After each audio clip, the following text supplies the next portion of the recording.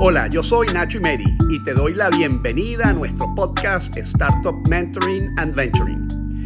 En este espacio virtual nos juntamos todos los viernes en vivo a las 7 de la mañana vía Instagram Live y desde Nueva York sostengo Nacho Talks con power players de la industria del emprendimiento y del venturing para que podamos tomar nota de buenos consejos para emprender con éxito, para identificar e invertir en las startups más exitosas de Hispanoamérica y para identificar a los mejores angel investors y gestores de fondos de venture capital enfocados en la región.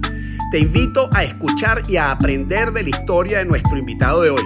Te doy las gracias por formar parte de nuestra comunidad y te animo a que compartas este podcast con tus amigos emprendedores, mentores e inversionistas.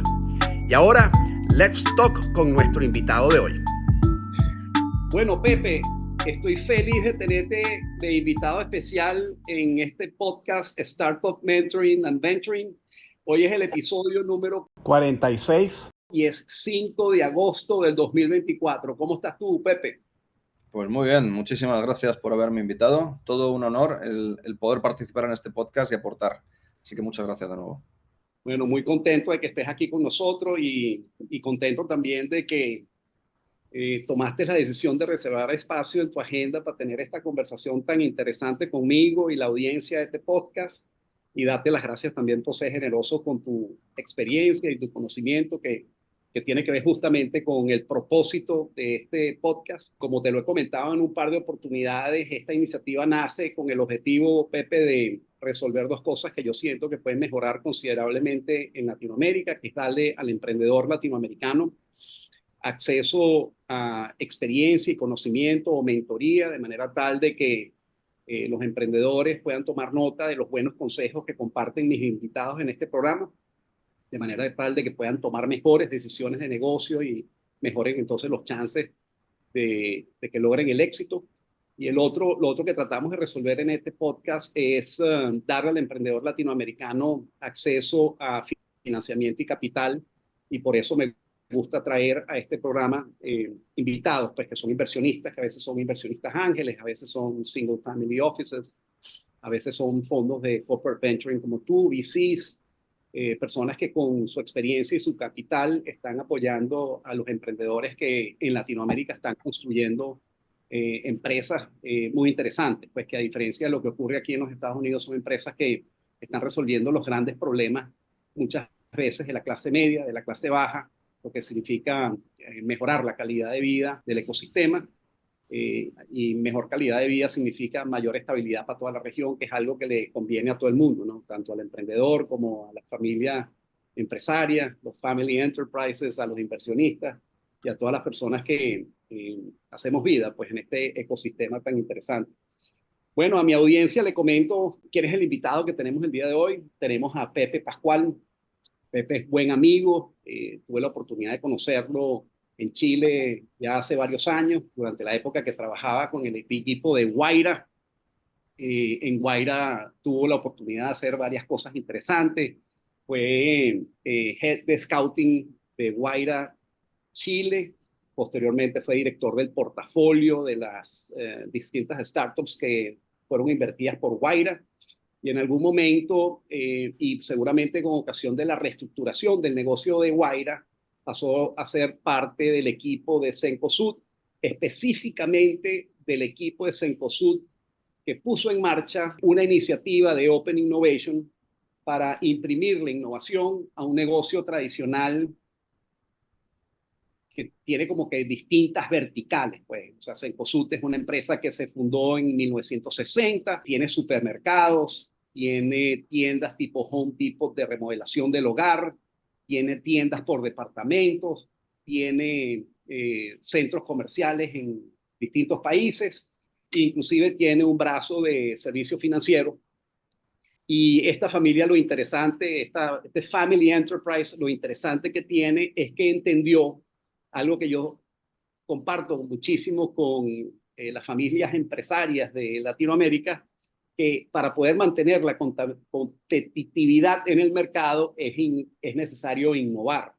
Y tomó la decisión de poner en marcha una estrategia de Open Innovation, que es justamente este brazo de las actividades que desarrolla Cencosud, liderizados con Pepe, y la idea, Pepe, es que nos compartas un poco todo lo que ha sido el desafío para este grupo de empresas familiares, poner en marcha una estrategia de Open Innovation, que es algo esencial para la supervivencia de las empresas familiares de que hacen negocios en la región, y súper interesante también porque le aportan pues al ecosistema vía inversión y alianzas de negocio una oportunidad muy interesante para emprendedores tener acceso a capital que, como te conversábamos en alguna oportunidad, es la gasolina que necesita el emprendimiento para ser exitoso.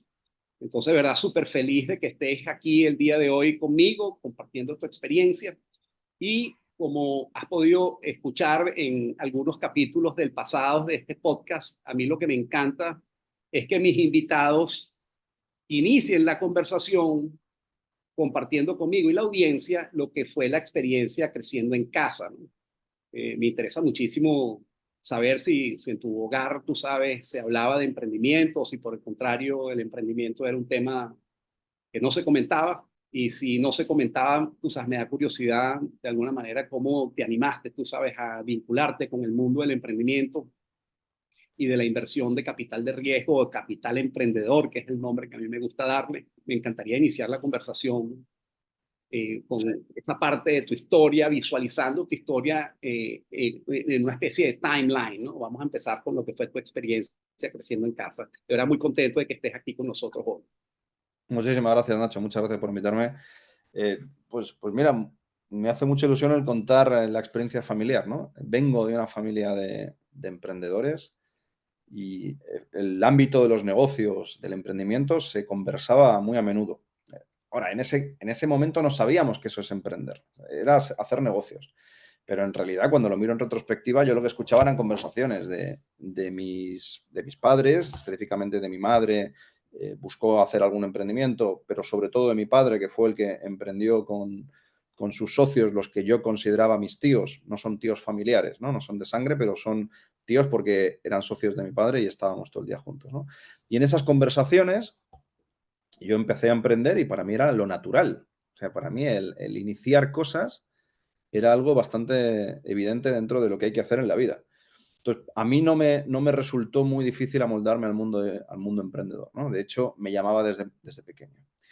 Ahora, en ese sentido, no lo llamábamos emprender, lo llamábamos hacer negocios y para mí era el día a día de la familia más próxima a mí, que como repito, era mi padre y sus socios, que para mí eran tíos, sus hijos son nuestros primos, pero de nuevo no son de sangre. Eh, Mis padres empezaron a emprender por los 70 y muchos 80 en el ámbito de la seguridad nuclear en España.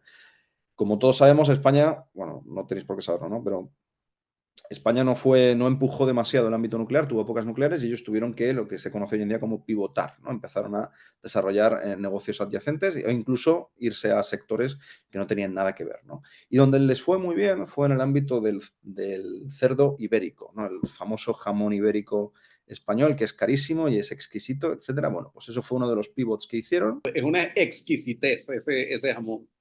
Totalmente. Y esto lo cuento porque cuando yo empiezo a hacer negocios a mi escala, ¿no?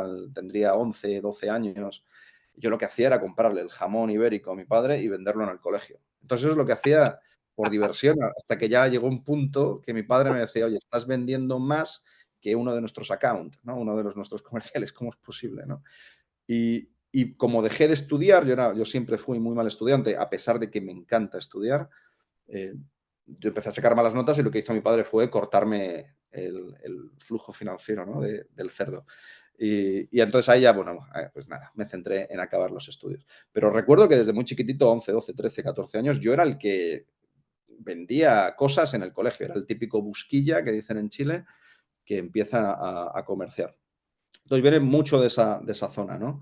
La verdad es que muy contento con lo que pasó en mi familia a nivel de emprendimiento. Eventualmente mis padres y mis tíos vendieron la compañía, hicieron exit, lo que después se conoce como exit. En ese caso, pues yo no sabía que era un exit, simplemente que vendieron la compañía y lo vendieron a un grupo gastronómico gigante en España y la verdad es que salieron muy bien. Semanas o meses antes de la crisis subprime, hablo del año 2008, ¿no? O sea que fue un Wow. golazo por toda la escuadra y afortunadamente pues nos afectó menos la Qué crisis. suerte, ¿no? Haber tomado la decisión en ese momento, porque fue muy oportuna. Y el negocio era verticalmente integrado, tenían la finca, Así hacían la es, crianza del animal, lo procesaban y lo vendían, o era, no justo. estaba verticalmente integrado. ¿Cómo funcionaba ese negocio?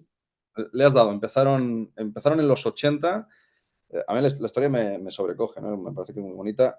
Mi padre y mi tío empezaron a literalmente comprar cerdo de muy alta calidad, patas de cerdo, ¿no? Las patas de jamón ibérico, y se las llevaban desde el sur de España hacia el norte de España, donde había una cultura gastronómica superior, País Vasco, hablamos de San Sebastián, es como la cuna de la gastronomía de España. Bueno, pues se la llevaban por la ruta de la Carretera de la Plata, que es la ruta con mayor siniestralidad de España, años 80-90, era peligrosísimo. Entonces, asumían riesgos, ¿no? Que para mí es la gran definición del emprendedor, es la persona que asume riesgos. Y asumían estos riesgos y de a poco, a base de viajes, viaje arriba, viaje abajo, hacían 1000 kilómetros, ¿no? En auto con las patas de jamón, fueron cada vez comprando más patas, desarrollando un network de restaurantes y eventualmente empezaron a contratar sus propios secaderos, ¿no? El jamón, cuando una vez que se faena, se tiene que secar.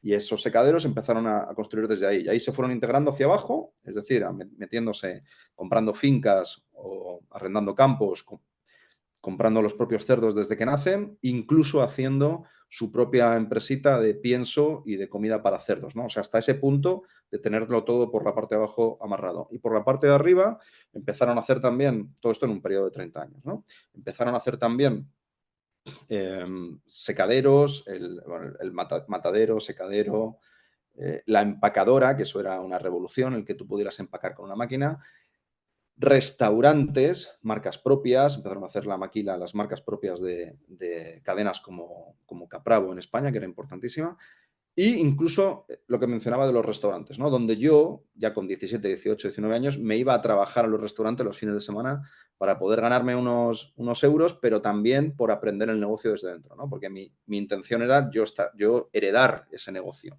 que efectivamente a los años, cuando sale el exit, yo ya tendría 22 años, venden la compañía y ahí ya no hay nada que heredar, ¿no? Ahí te toca Claro. a ti emprender o ponerte a trabajar. Empezar de cero y pensar en una carrera profesional o emprender o de repente irte de España y terminar en Chile, ¿no? Que quizás una parte de la historia tuya que a mí por lo menos me da muchísima curiosidad, ¿no? Siendo español, creciendo en España, estudiando en España, graduándote en España, eventualmente tú sabes, tomas la decisión y me encantaría saber por qué de irte para Chile y comenzar a trabajar con una empresa como Guaira. Me imagino que antes de eso te graduaste, trabajaste un tiempo con alguien y eventualmente terminaste en Chile. Esa parte de la historia, ¿cómo fue?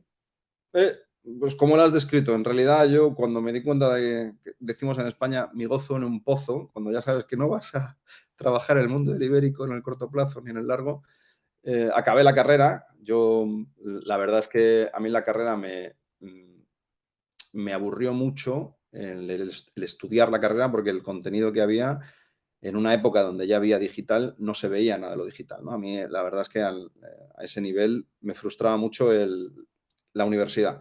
Cuando tú, por ejemplo, cuando tú estudias arquitectura, tú acabas saliendo arquitecto. Cuando tú estudias abogacía, tú acabas saliendo abogado. Cuando tú estudias empresa, tú no acabas saliendo empresario, ¿no?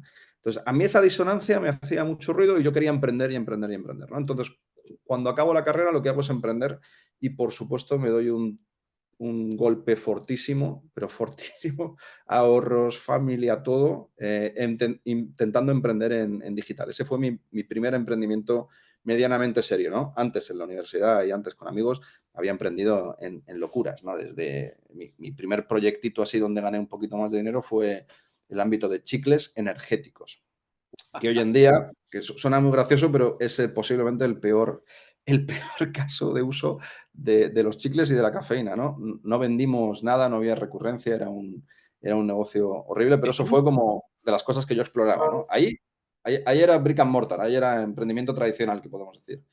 Y Es que después aquí descubrí, voy a hacer un paréntesis porque creo que es importante destacarlo, ¿no? Porque de verdad que en el mundo de la innovación, la tecnología y el emprendimiento como tal, las cosas han cambiado de una manera muy importante.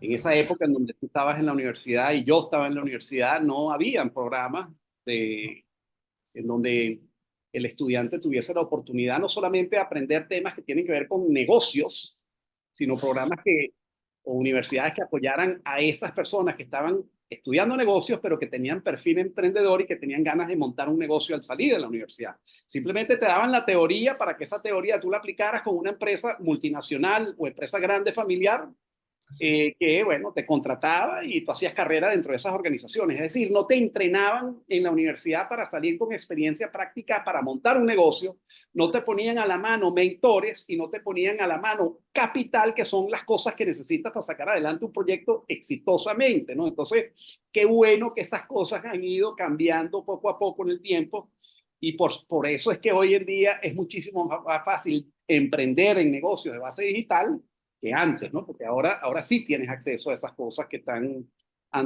antes, tú sabes, cosas de Sí. difícil acceso, ¿no? Y te diría que creo que un altísimo porcentaje de universidades tienen proyectos de emprendimiento de algún tipo, ¿no? Sea digital o sea tradicional, pero tiene algo. Antes era dificilísimo, antes hablamos ni tanto, ¿no? Hace 10, 15, 20 años era casi inexistente. Entonces, ha evolucionado mucho y a mejor, ¿no? Porque permite el entender que la universidad te permite otro tipo de herramientas que quizás son de lo que yo considero riesgo asimétrico, ¿no? Son esfuerzos que a lo mejor no son tan altos, aprender de emprendimiento o emprender, puedes, como hice yo con el tema de los chicles, ¿no? Yo aposté $500, no tenía más, era un estudiante, ¿no? De hecho, eran los ahorros que sacaba del bar del restaurante de la cadena de mi padre, ¿no? Entonces, al final yo tomaba eso y me iba a comprar chicles energéticos por eBay, cuando nadie usaba eBay en ese tiempo, y les ponía mi sobrecito y me lo iba a vender a un kiosco de la universidad, ¿no? Me iba a la biblioteca a vender a los chicos, en vez de estudiar yo, lo que hacía era a los que están estudiando venderles chicles energéticos. Y entonces el mundo del emprendimiento y que ahora está institucionalizado en las universidades permite el entender ese riesgo asimétrico de, oye, por $500 puedes construir muchísimo valor, ¿no? Luego darte cuenta que quizás no es lo tuyo, ya perfecto. Pero cuando tú emprendes, aprendes contabilidad, aprendes administración, aprendes venta, aprendes diseño comercial, aprendes marketing, aprendes... Yo aprendí el uso de cartas Gantt emprendiendo por necesidad. No me lo enseñaron en la universidad, ¿no? Entonces, te permite una set de skills al emprender que de alguna forma solapa o complementa o suplementa la propia educación formal universitaria. Así que yo estoy muy contento con que las universidades hayan podido generar ese tipo de herramientas y hoy en día los estén usando, ¿no? Y tocaste un punto muy importante, ¿no? Porque es el tema del fracaso, ¿no? Porque mucha gente siente que fracasar es lo peor que te puede pasar en la vida y resulta que no. Es un Fracasar testigo. significa que tuviste la oportunidad de aprender una cantidad de cosas importantes de cara a lo que va a ser la experiencia de emprender nuevamente en el futuro, porque de esos fracasos aprendes una cantidad de cosas y entiendes qué decisiones equivocadas tomaste y eso te permite ser muchísimo más certero a la hora de tomar decisiones de negocio la próxima vez que vayas a emprender, porque hay un dicho que dice que el que nace emprendedor se muere emprendedor. Ese es un gusano que nunca desaparece. Sí, sí, sí, totalmente. Había un meme, no sé, una imagen en internet que me gustaba mucho que dice fail en inglés, F-A-I-L, que es first attempt in learning, ¿no? Como es el primer intento de aprender, es el fracaso. Y creo que yo estoy súper de acuerdo en que es importante fracasar. Quizás la palabra fracasar tiene una connotación negativa sustantiva en el castellano, pero es intentarlo. O sea, es que hasta que no lo intentas no vas a saber si tiene sentido o no, ¿no? Así es. Bueno, nos Sí. cuentas un poquito, Pepe, lo que fue tu trayectoria profesional, o sea, cuál fue tu primer trabajo, qué aprendiste ahí, qué influencia pudo tener, tú sabes, algún mentor o buen jefe que tuviste en el proceso. Cuéntanos un poquito de esa trayectoria, terminando con lo que estás haciendo hoy en día, ¿no? Perfecto, mira, mi primer trabajo fue camarero y no me avergüenzo y me parece que es muy importante, aprendí un montón de skills en ese espacio y hay una frase que me repito mucho y que se lo repito a mis colegas del equipo, ¿no? Si tú eres camarero y estás quieto, lo estás haciendo mal. Entonces, la realidad es que siempre hay algo que hacer. O sea, es un tema de actitud, ¿no? No tienes que estar quieto esperando a que vengan las cosas. Tú puedes crearlas, tú puedes adelantarte. Y creo que ese mindset que al final evoluciona y después le llaman el growth mindset, ¿no? El poder aprender, ser mejor día a día uno mismo, es lo que se aprende, creo que trabajando, haciendo trabajos que son quizás monótonos, pero donde tienes que estar muy atento, ¿no? En ese sentido, después empecé, acabando la universidad, emprendí, fracasé a lo bestia, ¿no? Y ya me tocó trabajar para empresas que estaban pues, mucho más evolucionadas y ya con procesos, con burocracia, etcétera, ¿no? Y en ese sentido aprendí mucho de mis jefes, de todos ellos, creo que les aprecio un montón, guardo buena relación con todos. Y también aprendí en un trabajo que dimití, aprendí el factor cultural, ¿no? El que tú al final te quedas o no en una compañía porque te atraiga la cultura. Eso lo aprendí de una forma muy dura porque al final yo dimito porque no coincido culturalmente con la compañía, ¿no? Dicho eso, no es que haya culturas buenas o malas, hay que entenderlo desde la estrategia. La cultura tiene que amoldarse para conseguir objetivos, ¿no? Para que esté alineado con la estrategia de la propia empresa. Una cultura puede ser muy agresiva o puede ser muy oxidante para determinadas personas y, en cambio, esa puede ser la cultura que se tiene que hacer para ese objetivo específico o para la estrategia que tiene la compañía. Pero la cultura en la que yo estaba embebido, pues yo no casaba y efectivamente no me estaba haciendo pasarlo bien. Para mí es importante pasarlo bien en el trabajo. Pasamos 8, 10, 12 horas en el trabajo. O sea, es gran parte de tu vida. Si te lo estás pasando mal, corre en dirección en contraria de ese trabajo. Tú tienes que entender qué es lo que te puede causar mucha pasión y el poder enfrentarse a trabajos donde te apasiona lo que haces es una bendición, que es lo que me pasa a mí, ¿no? Y es porque estoy en un ambiente muy específico y lo busqué. Entonces, después de esos churns en ese trabajo, ya estaba en Chile, en ese caso dimito, y me quedo sin nada en Chile, con deudas, sin un peso, os lo juro, en la cuenta bancaria era menos $4.000, una cosa así. Y, por supuesto, no quería llamar a mi casa y a pedir dinero, por orgullo y por vanidad, por supuesto, pero podía haberlo hecho. Y no lo hice y empecé a decir, oye, tengo que volver a emprender. A mí lo que me gusta es emprender en digital, ¿no? Y así es como acabo entrando en Guaira, de donde nos conocemos, ¿no? Pero voy a contar un poco la historia con doble clic, porque me parece que también demuestra mucho que se puede construir tu propio futuro, ¿no? Que es lo que finalmente yo hice. Yo lo que hacía era querer volver a emprender. Y para eso, en digital necesitas dos grandes activos. Uno son colaboradores digitales, developers, desarrolladores, y otros son inversionistas, ¿no? Gente que confía en ti y te banca y te pone plata y avanzas con eso. Entonces, yo lo que hice en eso, a principio del año 2016, es empezar a crear eventos en Chile. Yo había creado eventos en la universidad, tema a muy pequeñita escala, pero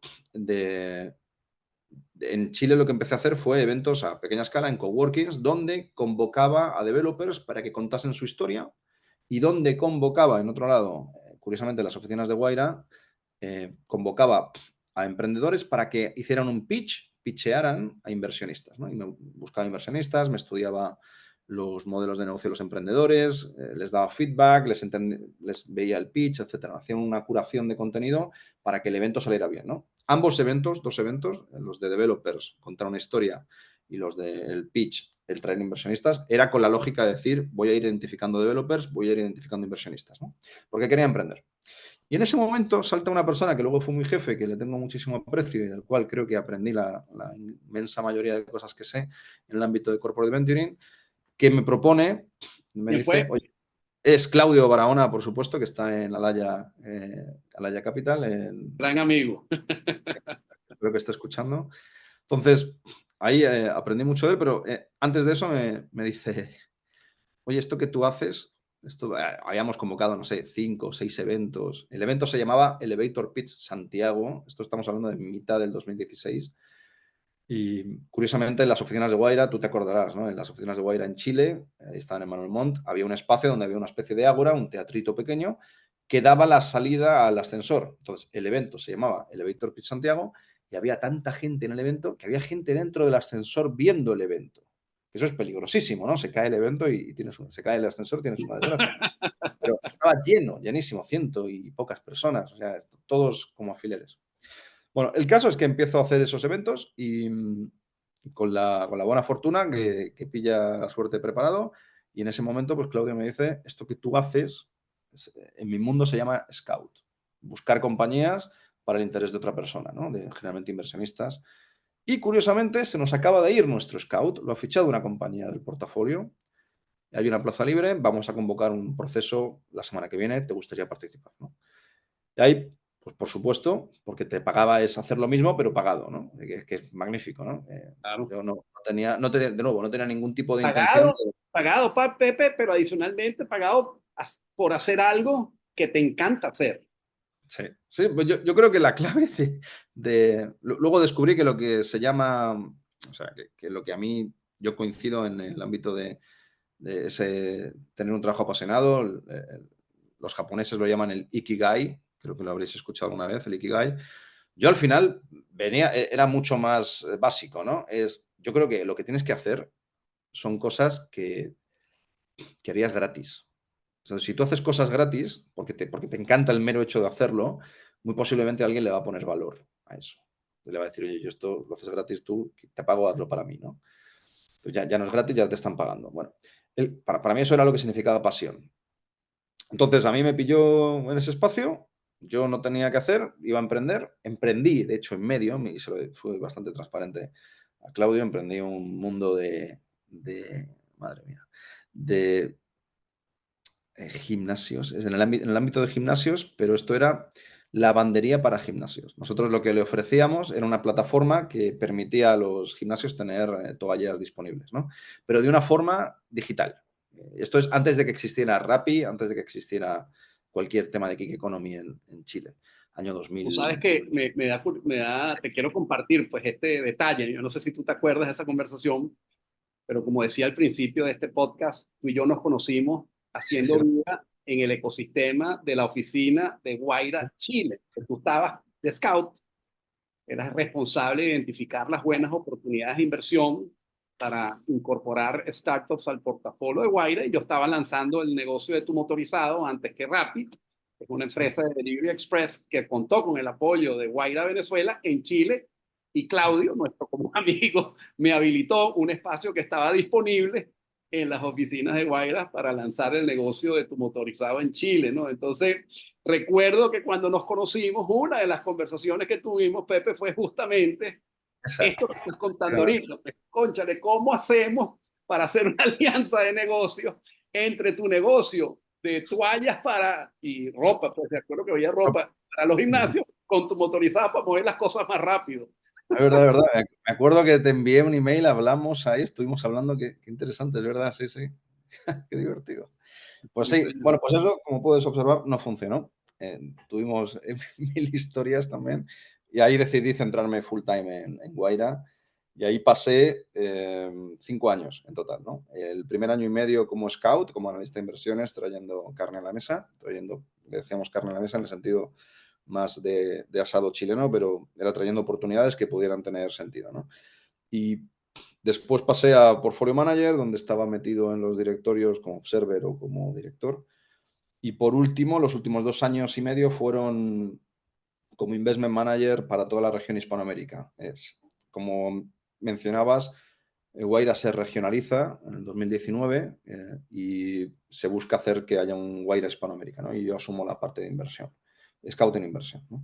Y a partir de ahí, en el año 2022, a mediados también, me llaman el management de Cencosud, donde me proponían Ahí te voy a hacer otro paréntesis un segundito porque creo que vale la pena profundizar en algunas cosas importantes que aprendiste en esa trayectoria de no sé cuántos años fueron, creo que acabas de mencionar que fueron 5 años en Guaira, Bueno, ¿no?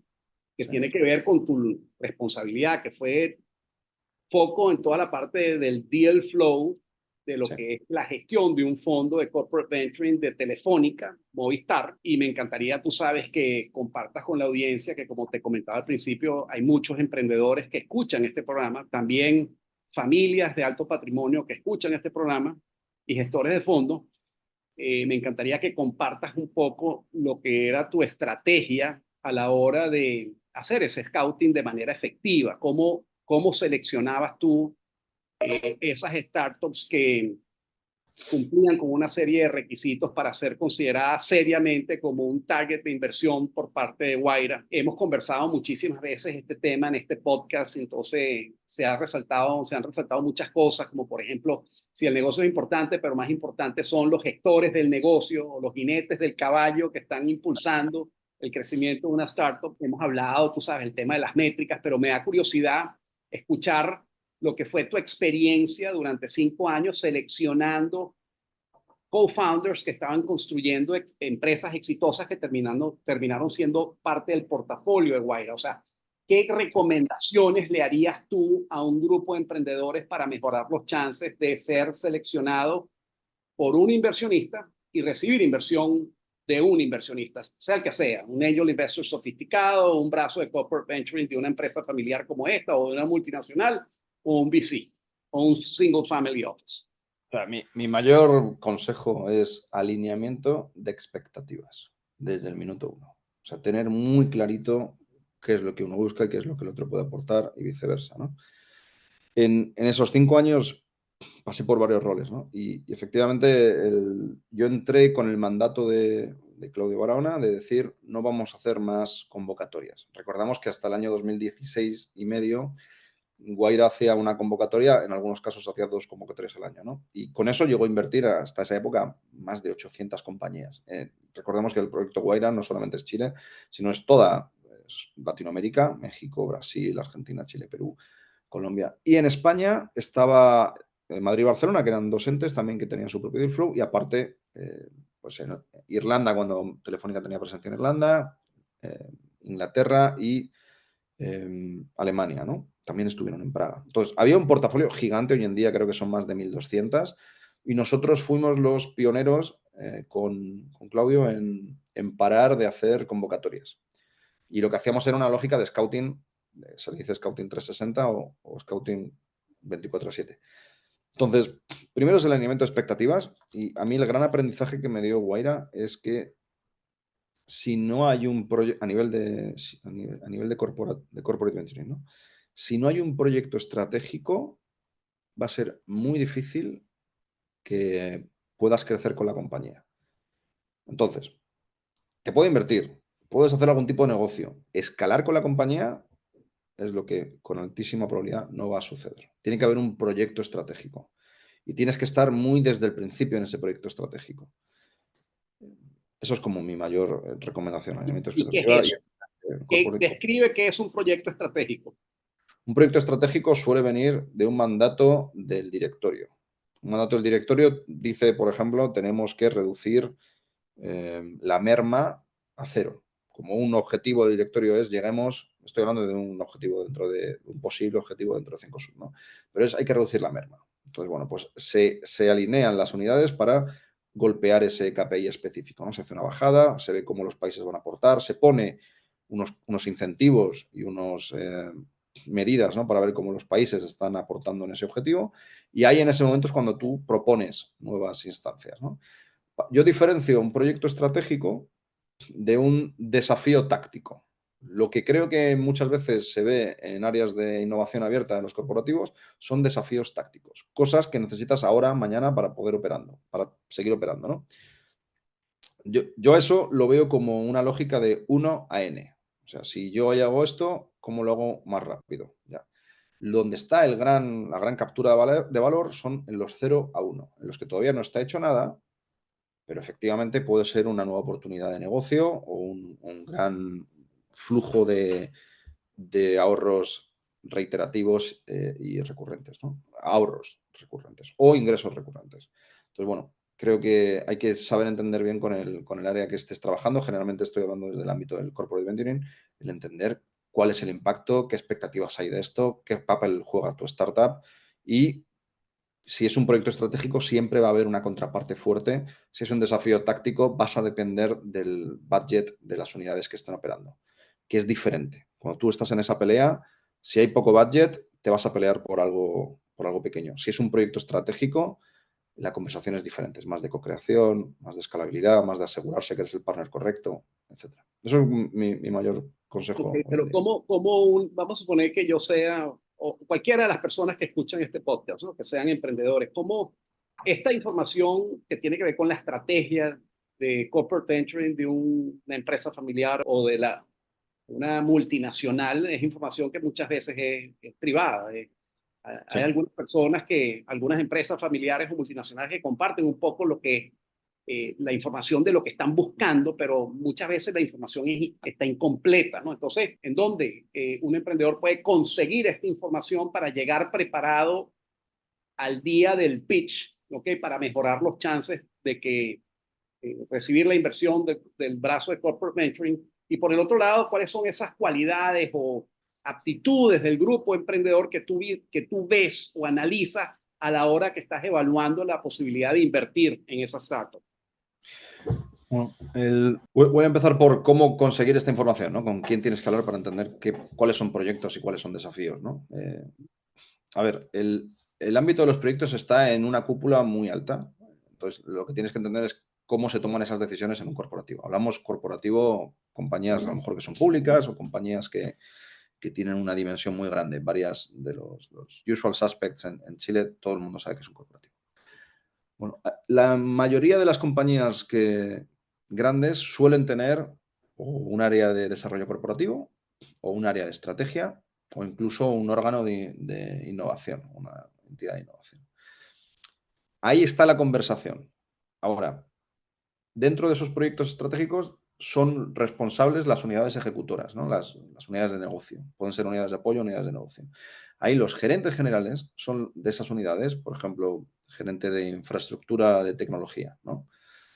Bueno, pues esa persona sabe cuáles son los proyectos estratégicos del grupo y sabe también qué es lo que puede venir, porque es algo que está muy en el top de línea de las corporaciones. Por eso yo siempre pienso que es muy bueno el tener un network muy extendido y que tú entiendas cómo procesa la información, cómo decide una corporación y cuánto tiempo tarda en decidir, etcétera. Ahora, o sea, la solución para eso de saber dónde está la conversación es que tienes que poder conocerles, ¿no? Si no conoces qué es lo que esa corporación va a hacer, va a ser muy difícil que puedas meter tu propuesta tú puedas ayudar en ese proyecto estratégico, ¿no? Lo que nosotros hacemos desde Cencosud Ventures es definir los proyectos estratégicos. Los definimos con el directorio, con las áreas de negocio. Áreas de negocio hablo de supermercados Chile, ¿no? No hablo de la bandera específica, sino con la gerencia, con el management de supermercados Chile, de supermercados Perú o del país que sea. Entonces, nuestras áreas de corporate venturing o de corporate development o de innovación generalista o de infraestructura de TI, todos tienen un norte de qué son los proyectos que se tienen que hacer y dónde está el dinero, para dónde está creciendo la compañía o qué es lo que se está apostando, ¿no? Entonces, yo creo que el tener una predisposición activa de conocer esos perfiles es bueno, con tal de, o sea, si a mí ahora me viene un emprendedor y me pregunta, oye, ¿qué es lo que vais a hacer en Cencosud? Puedo darle un lineamiento, no tengo que explicarle la estrategia de Cencosud, pero puedo decir, mira, eso nos interesa, eso es importante, ¿no? La merma, por ejemplo, es muy importante para nosotros. Pues tiene un factor de sostenibilidad social y de EBITDA que es importantísimo. Entonces, si tú no conoces a todas esas personas, te diría que el CEO, generalmente de cualquier corporación, va a tener dos grandes objetivos. Uno es EBITDA, cómo hacen más EBITDA, y el otro es cómo sube el precio de la acción. Entonces, el precio de la acción quizás es más volátil. Hoy entrábamos en martes negro, ¿no? Creo que las bolsas han bajado un montón. Pero el EBITDA es algo que está ahí siempre, ¿no? Si tú sabes cómo hacer ganar dinero o cómo hacer que seas mucho más sofisticado y más rentable a una corporación, alguien debería escucharte. Entonces, la cuestión es cómo llegas a que alguien te escuche. Hay toda una teoría de ventas de cómo se tiene que hacer, cómo tienes que aproximarte a un corporativo, por dónde tienes que entrar, quiénes son los campeones, quiénes son los unit decision makers, cuando no entres en octubre, que es cuando cierran presupuesto, entra un poquito antes, diferentes formas de teoría de ventas que puedes apalancarte para poder entrar. Pero finalmente es entender muy bien qué problema para el CEO le estás solucionando, ¿no? En dónde entra en su mapa, en sus proyecciones, dónde atacas tú. Pero suele haber proyectos, cada corporación puede tener 2, 3, 5 proyectos grandes en los que de alguna forma te vas a poder posicionar si consigues entender cómo se toman las decisiones. Desafíos tácticos hay centenares. O sea, centenares. Entonces, no creo que es más fácil de conseguir ese desafío Pero efectivamente suelen ser cosas que ya se debatieron o ya se estructuraron quizás 18 meses antes, ¿no? La cuestión es entrar en algo que todavía no se ha ejecutado, que es incipiente. Esa es un poco mi conclusión. Y ahora, sobre tu segunda parte de la pregunta, que es el tema de qué factores, ¿no? Lo he entendido así, Nacho, qué factores Las actitudes son. del emprendedor que buscas tú. Claro. ¿Qué es lo que yo me fijo del emprendedor? A mí hay una pregunta que me parece que es la clave y que la he ido aprendiendo también en estos últimos 8 años. No es una pregunta que sea infalible, pero es una pregunta introspectiva hacia mí. ¿Crees que esta persona es capaz de resolver problemas complejos a escala en el tiempo? Y si es que sí, invierte. Si lo crees, ¿no? Luego que lo haga es otra cosa, ¿no? Porque lo vas a descubrir en el tiempo y a escala. Pero si crees que esta persona tiene grandes dotes de problem solving, que la gracia del problem solving es que mm, cuando son complejos y a escala, necesitas dotes de liderazgo.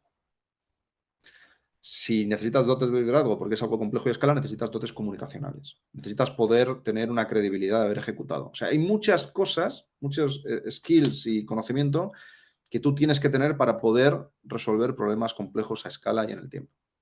Entonces, si el emprendedor tiene una serie de dotes y luego te crees tú, pregunta introspectiva, que esta persona puede resolver problemas complejos a escala en el tiempo, para mí es la forma de decir, ya, la cuestión es cómo invertimos. Ya no es un tema de si invertimos o no, es cómo. Cómo consigues estructurar algo que potencie a este emprendedor, en nuestro caso, dentro de la corporación, que permita la resolución de ese problema que propone, que pertenece a un ambiente de un proyecto estratégico o de un desafío táctico. Interesante. ¿Cómo visualizas tú el tema de emprender como un solopreneur o en equipo? Para ustedes es importante a la hora de evaluar una oportunidad de inversión o apoyar con capital algún emprendimiento. ¿Es importante que sea un equipo de co-founders o no te importa invertir en una startup que está siendo liderizada por un solo founder? Mira, creo que hay data que te dice que invertir en solo founders es menos rentable. No quiere decir, o sea, los exits son menos grandes. En realidad, eso es lo que quiere decir. No significa que no vayas a hacer exit, sino significa que no vas a hacer un unicornio. Vas a hacer varios exits pequeños de entre 40 y 100 millones de dólares. Lo que me llevo al final a la retórica del P por Q, ¿no? ¿Tú qué prefieres? ¿Uno de 1 billón o 50 de 20 millones? Pues, bueno, ese tipo de reflexiones son las que tienes que hacer a la hora de estructurar tus iniciativas, ¿no? ¿Solo founders? ¿Sí o no? Yo he invertido en solo founders y efectivamente es muy solitario para el fundador. También tienes mucha más autonomía. El problema de invertir en equipos es que muchas veces, y me ha pasado varias, he invertido en equipos de 3 personas que en realidad es un solo founder. O sea, los otros dos no cuentan, no hacen nada o son dead equity. Y el darte cuenta de eso, cuando estás en la etapa de fundraising, los emprendedores son hiper sincronizados, todo es magnífico, credenciales, modelo de negocio, ambición, etcétera, y luego ¿cómo consigues detectar si los tres son verdaderamente uno solo, los tres uno solo, o si es que hay uno que empuja y los otros siguen y eso es no bueno para el endeavor, ¿no? Para la aventura en el paso del tiempo. Ahora, invertir en uno solo versus equipos, creo que hay una especie de libro negro del emprendedor que nos dice que no hay que invertir en solopreneurs. Creo que luego tienes los casos, los outliers, ¿no? Bezos de Amazon. Bueno, pues efectivamente, ¿a quién le crees? ¿Al outlier o a la norma, ¿no? Yo prefiero invertir en compañías que hay más de una parte del equipo, o sea, más de un componente, con lo cual me lleva a la siguiente decisión, que es, ¿son los tres equilibrados o no? Que es lo que me ha pasado varias veces, ¿no? Invertir en founders que no son equilibrados y hay uno que tira y al final genera cualquier tipo de situación. Excelente. Bueno, vamos ahí entrando entonces en el tema, en el meollo del asunto, o el tema principal de esta conversación que tiene que ver con las estrategias de Open Innovation. Como te comentaba al principio, Pepe, en esta audiencia hay gente sofisticada que conoce muy bien todo lo que ocurre dentro de lo que es el ecosistema del emprendimiento, del venture capital y corporate venturing en las Américas, pero hay gente que no.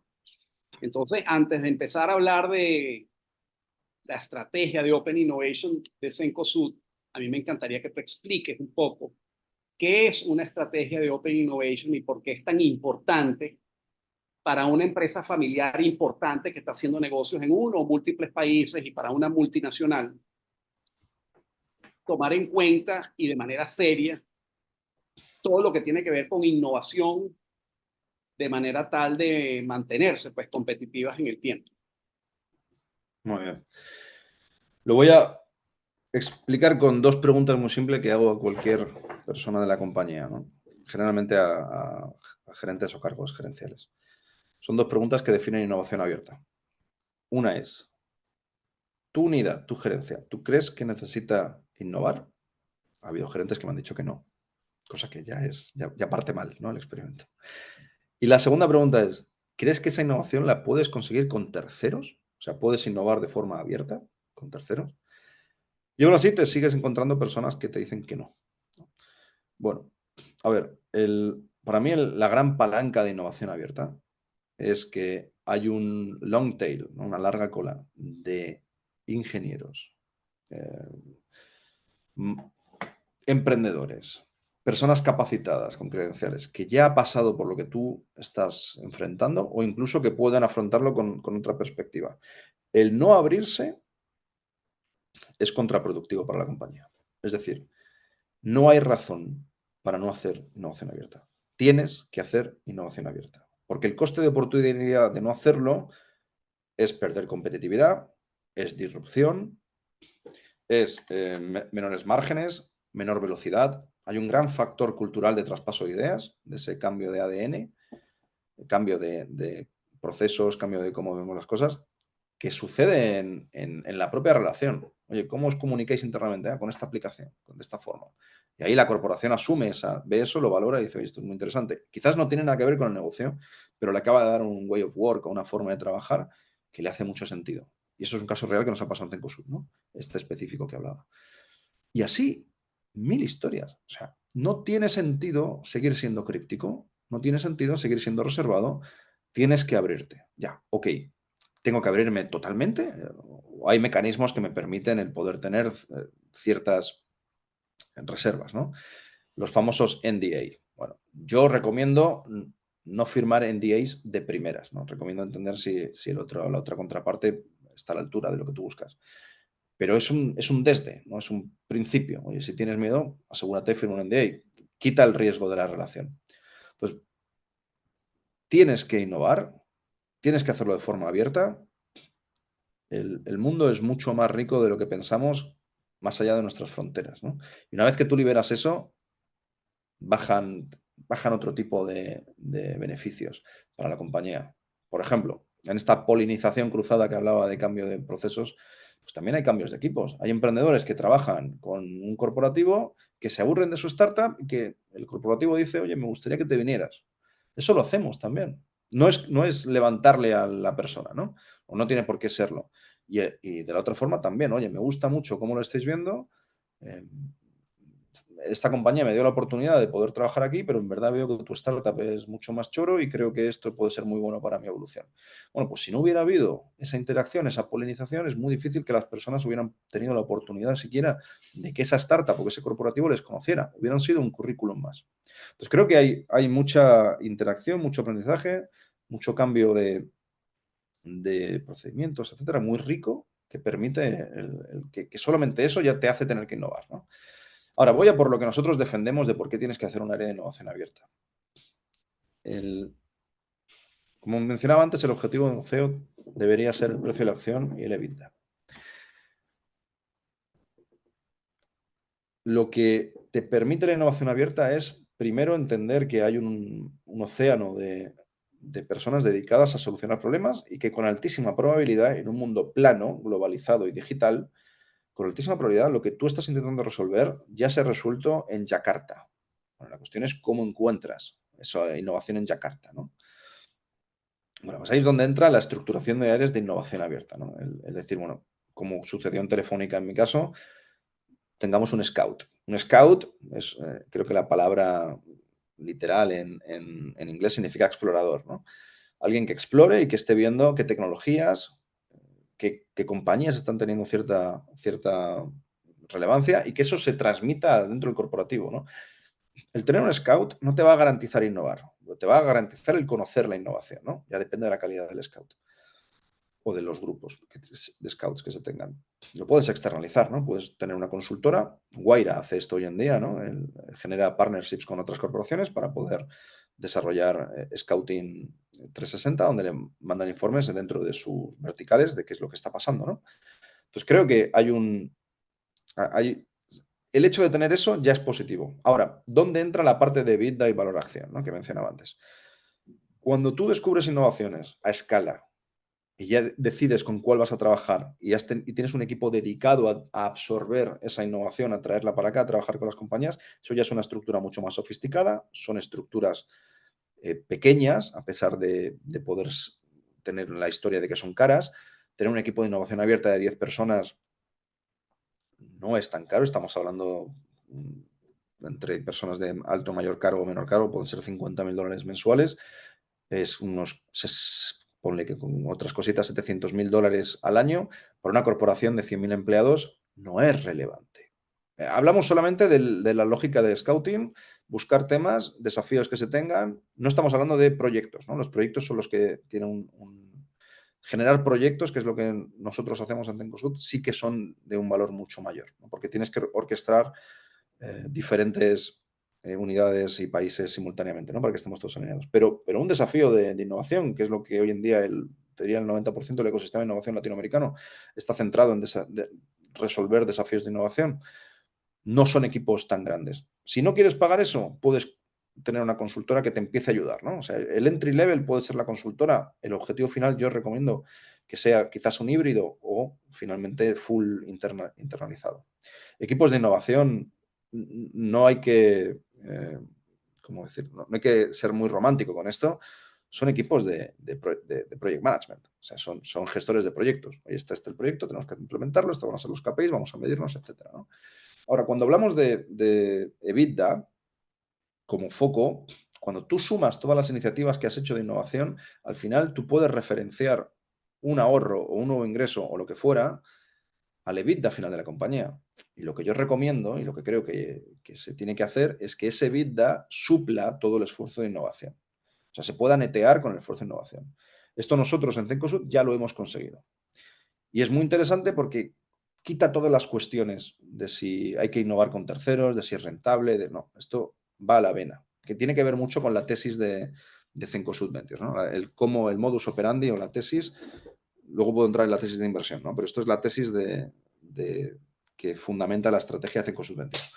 Nosotros nos centramos en desarrollar proyectos que sabemos en nuestra corporación, nuestros colegas, no pueden, no deben o no quieren hacerlo. No pueden porque no tienen el know-how, no deben porque a lo mejor hay un factor reputacional que no quieren tocar, o no quieren porque les saca de foco.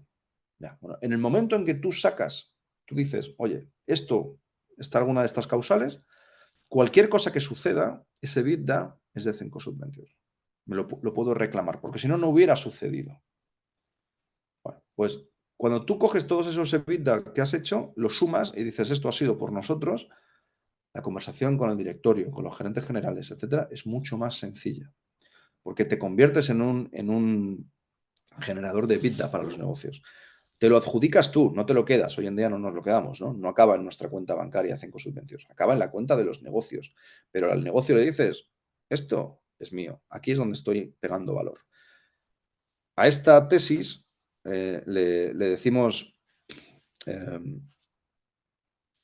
EBITDA Positive, no, sí, EBITDA Venture Thesis. O sea, es una tesis de venturing orientada al EBITDA, ¿no?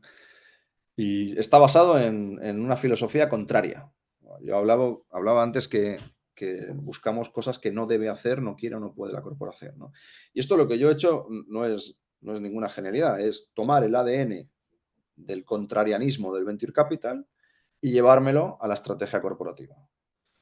¿Qué es lo que la corporación no está haciendo? ¿Dónde hay ámbito de disrupción? ¿Dónde puede haber falta de competitividad? ¿Dónde hay grandes oportunidades que no estamos tomando? Y en esas nos enfocamos. No estamos aquí, y lo voy a dejar muy claro para que me escuche ojalá algún futuro persona que le guste el corporate venture, no estamos aquí para seguir los fundamentos que ya tiene la corporación. La corporación tiene presupuestos, tiene una estrategia definida, tiene personas desarrollando esa estrategia. El venturing es aventura, es lo que no está haciendo la corporación. Es haz lo que no puede, no debe, no quiere hacer. Porque tu rol va a ser de desafío, de traer nuevos modelos de negocio, de traer nuevas formas de entender los mercados o los negocios, desafiar a la corporación y que la corporación absorba esa capacidad, ¿no? Entonces, esto para mí es importante a la hora de cómo estructuramos el fondo y es básicamente, el fondo, la unidad de Cencosud Ventures, básicamente centrarnos en qué es lo que no puede hacer la corporación, lo hacemos, justificamos un EBITDA, decimos esto es todo lo que hemos generado, con eso vamos al directorio y decimos esto es lo que hemos conseguido, dame más, que puede ser, déjame invertir más fuerte, déjame invertir más seguido, déjame ampliar equipo, etcétera, déjame poner personas dentro de los negocios y ahí es como la rueda circula, ¿no? El flywheel de innovación, nuestra obsesión, y aquí me callo ya para dar un pequeño respiro, pero nuestra obsesión es hacer un motor de innovación perpetuo. Esto es lo que buscamos. Que tú hagas cosas que nadie se atreve, te dé vida y recircule. Y si eso lo haces muchas veces, al final lo que consigues es que tu compañía tenga un motor de innovación perpetuo sustentado en un modelo de negocios que es el Venture Capital. El Venture Capital es un mecanismo, es un modelo de negocio. Compras 10, sacas 100, en el mejor de los casos, ¿no? La mayoría fracasa. Pero durante tanto generas EBITDA. Y eso te permite el seguir apostando por la unidad. Y así es como estamos planteándolo desde nuestra visión en la unidad. Súper interesante. Bueno, tú sabes que en LATAM, Pepe, ahí en todos los países, pues hay empresas que forman parte de conglomerados familiares importantes. Algunas de las empresas familiares hacen negocios en un solo país, otras empresas familiares, como el caso de la familia que está detrás de Cencosud, hacen negocios en múltiples países. O sea, yo estaba viendo aquí, hoy por hoy, Cencosud hace negocios en Argentina, en Brasil, en Chile, en Colombia, en Perú, y tienen hasta una oficina comercial en la China. O sea, ya es una Y empresa. tenemos Tiene una un cadena, footprint.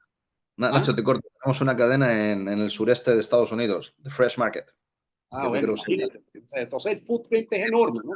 Y bueno, es evidente que la compañía, que la empresa familiar entendió que hacer el rollout de una estrategia de Open Innovation y armar un equipo que está enfocado en todas las aventuras que de alguna manera le agreguen valor al negocio, liderizado por ti, es algo que estratégicamente vale la pena, tiene sentido y que seguramente está produciendo unos resultados maravillosos, ¿no? Y va a permitir que Cencosud mantenga su competitividad en el tiempo en la medida que vaya evolucionando el negocio familiar, ¿no?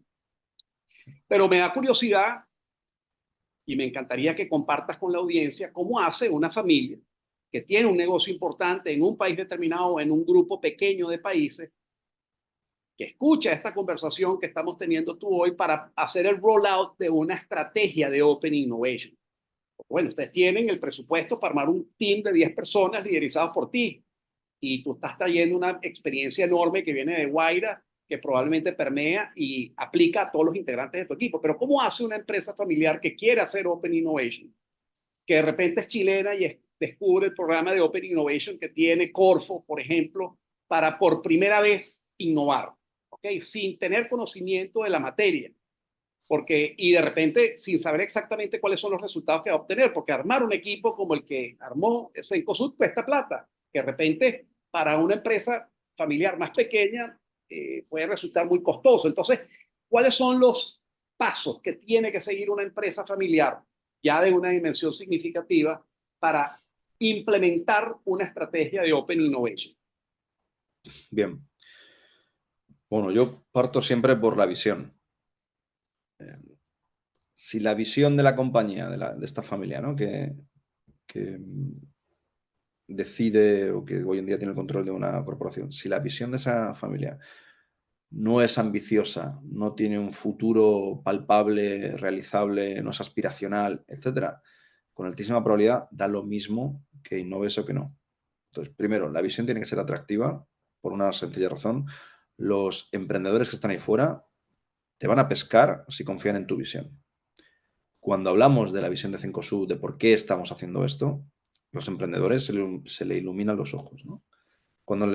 Estoy pensando ahora mismo acabo de salir de una llamada con una compañía del portafolio que se llama Mimo, que hace live shopping. Entonces, nosotros tenemos cerca de 800 millones de visitas al año a nuestros e-commerce, una cosa así. Y en el peak de 7 a 9 de la tarde, 9 de la noche, está como el, no sé, 50%. Nosotros somos más grandes que una televisora. En esas horas somos más grandes que una televisora. Bueno, pues pongamos un canal que interactúe diferente con el negocio. Bueno, pues una vez que tú esto lo explicas, y explicas el caso de Mimo, explicas el caso de Bopero, ¿no? Una de moda circular que tenemos, si lo explicas a otros emprendedores, ahí dicen, vale, yo prefiero irme con Cencosud, ¿no? Que tiene plata y que tiene desarrollo comercial. Entonces, eso es porque hay una visión, porque me han transmitido una visión, porque tenemos que hacer esto con la compañía, ¿no? Entonces, parte de la visión, si eso no existe, lo más seguro es que no tengas por qué hacerlo, ¿no? Te vas a ahorrar el dinero. Es cuestión de tiempo que pierdas la relevancia. Ahora, si quieres hacerlo, como el paso a paso, para mí es entender muy bien hacia dónde quieres llegar. O sea, dónde quieres, por qué lado quieres moverte, ¿no? Que tiene mucho que ver con cuál es la estrategia del grupo. O sea, una cosa es la visión y luego ya es cómo vas a llegar, cuál es la estrategia del grupo. ¿Dónde te quieres posicionar para poder capturar gran parte de ese valor? Y la estrategia del grupo tiene que ser clarividente. Todo el mundo tiene que entenderla, todo el mundo tiene que poder replicarla. Vale. En retails multiformato como el nuestro, nos damos cuenta que al final una tienda por departamento puede tener una estrategia diferente, una visión incluso diferente que lo que puede tener un supermercado en el noreste de Brasil, ¿no? Va a ser muy diferente. Pero como corporación hay un norte, ¿no? Y cada unidad va a tener sus propios nortes de cómo configuran y cómo ayudan a ese norte superior. Vale. Entonces, me voy a algo más sencillo. Oye, una compañía familiar tiene una visión, sabe cómo llegar. Si sabe cómo llegar, y la palabra debe ser de alguna forma digital. Entonces, si la visión es atractiva y la estrategia no es digital, muy difícilmente no lo va a conseguir. Oye, el futuro es digital, el presente es digital, creo que está más que acordado. Cada vez más la penetración del e-commerce como forma dominante de las transacciones en un público under 35 es más generalizado, con lo cual el futuro es digital. Aunque seas B2B, aunque estés vendiendo acero a un productor o a un fabricante, me da lo mismo. El futuro va a ser digital. Esa transacción va a suceder en digital, ¿no? Entonces, estrategia digital es a donde quiero llegar. Visión ambiciosa, estrategia digital. Y ahí lo que tienes que entender es con qué poder de fuego quieres entrar. Lo más normal es que la gente quiera probar. Bueno, si quieres probar, mi primer tema es que alguien del directorio, de la familia, tome el liderazgo de entender muy bien qué significa corporate venturing. Muchas veces te los vas a encontrar en los perfiles más jóvenes de las propias familias controladoras. Eso se ha visto, ¿no? Hay un cambio de generación en, nuestro directorio, nuestros directores, hay un par de hermanos de la familia que tienen una visión mucho más digital, porque es normal, han vivido en otra época, ¿no? Que lo que podía tener nuestro fundador, Don Horst Polman, ¿no? Que efectivamente se desarrolló en un mundo de brick and mortar, hizo un trabajo excelente porque desarrolló las capacidades iniciales para que ahora podamos profundizar en el digital, ¿no? Pero no había digital en los 90 y en el 2000, ¿no? Eso es un fenómeno que ha sucedido ahora. Bueno, entonces tiene que haber alguien del directorio que esté empoderado. Y esa persona puede ser el propio un director o puede ser alguien de la familia. Lo que yo recomiendo que hagan es que se tomen su tiempo. No pasa nada porque se tomen 3, 6 meses en decidir, no hay problema. Lo que tienen que hacer es informarse, ¿no? Escuchar conversaciones como esta, por ejemplo. Yo voy a poder dar mi sabor de cómo lo hemos hecho o cómo lo estamos haciendo. Hay mucho más. Antes, creo que hace un mes, ¿no? Entrevistaste a Bernardita Araya de CMPC 22. Pues es escuchar cómo una pulpera o una papelera como CMPC afronta. Yo voy a dar mi visión desde Cencosud, ¿no? Que es muy B2C oriented. Bueno, pues la pulpera y papelera va a dar otra visión. Entonces, creo que segundo es informarse, ¿no? Ahora, si ya estás informado y quieres hacerlo, lo que quiero dejar muy, muy claro es que no tienes que empezar invirtiendo. Invertir es un esfuerzo y un compromiso a 10 años. Puedes tener todas las ganas y todo el compromiso, vas a contratar un equipo que te gerencie esto, no tienes por qué empezar invirtiendo. O sea, si tienes que invertir de primeras, es posiblemente que no tengas toda la información en tu espacio, ¿vale? Dicho eso, nosotros invertimos, e invertimos de primeras. ¿Por qué? Porque la visión del directorio en ese momento era invertir de primeras porque hacía sentido. Hacía sentido y hace sentido, ¿no? Hay un objetivo estratégico que se consigue cuando se invertía en la primera startup que invertimos del portafolio, ¿no? Entonces, voy a volver a retomarlo. Visión ambiciosa, estrategia digital, empoderado a alguien de la cúpula, buscando informarse, contrata poco y entiende cómo tiene que ser tu unidad de corporate venturing. Vale. Nacho, permíteme voy a hacer el pitch literal que veía en mi sesión de onboarding a nuevos gerentes en Cencosud. Yo llevo 3 años en Cencosud, cada vez que hay un gerente nuevo, pues yo tengo que darle unas palabras inspiracionales donde se le explica qué es lo que hacemos en Ventures, ¿no? Adelante. Mi pitch lo que habla es de que somos un mecanismo, un área que ayuda a decidir por dónde va a desarrollarse una corporación. Ayuda a decidir por dónde va a desarrollarse. No ayuda a desarrollarla. No somos un área de corporate development, de desarrollo corporativo. Somos un área que ayuda al directorio o al área de corporate development por dónde nos tenemos que desarrollar. Y aquí yo introduzco el concepto de opcionalidad. Opcionalidad es que el directorio o el área de corporate development entienda que aparte de comprar compañías, que eso lo hacemos como Cencosud, compramos cadenas de supermercados, compramos cadenas de ferreterías, etcétera, también construimos áreas digitales internas, construimos marcas propias o cadenas de mejoramiento del hogar propio. Easy cumplió ayer 30 años, nuestra marca de mejoramiento del hogar. Está en Colombia, en Argentina y en Chile. Bueno, pues construimos compañías y compramos compañías. Bueno, hay una tercera vía que es el aventurarse, que te dice, mira, no compres, que es de una intensidad de capital fuerte, y no construyas porque quizás vas a estar mucho tiempo. Pues hay una opción intermedia que te permite, en aspectos de incertidumbre, no sabes si va a funcionar o no, el aventurarse. Entonces, nuestras áreas son de corporate venturing. En español,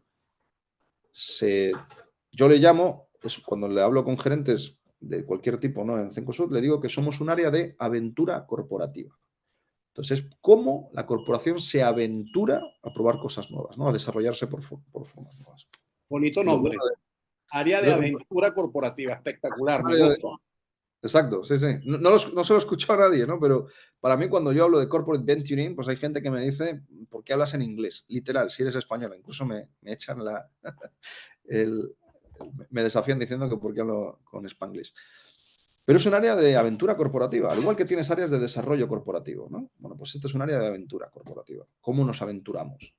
Bueno, pues cuando tú te aventuras es porque hay un alto incertidumbre, hay un alto nivel de incertidumbre, ¿no? Ergo hay un alto nivel de innovación.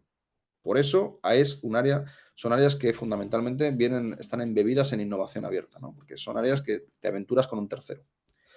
Entonces, le damos esta opcionalidad, decimos no construyas, no compres, podemos empezar a explorar espacios donde después decidimos si compramos, construimos o si seguimos con ese partnership, ¿no? Que puede ser. Entonces, lo que te hacen estas áreas es darte opciones de crecimiento. Bien, el corporativo, esto es lo que le explico a los gerentes, ¿no?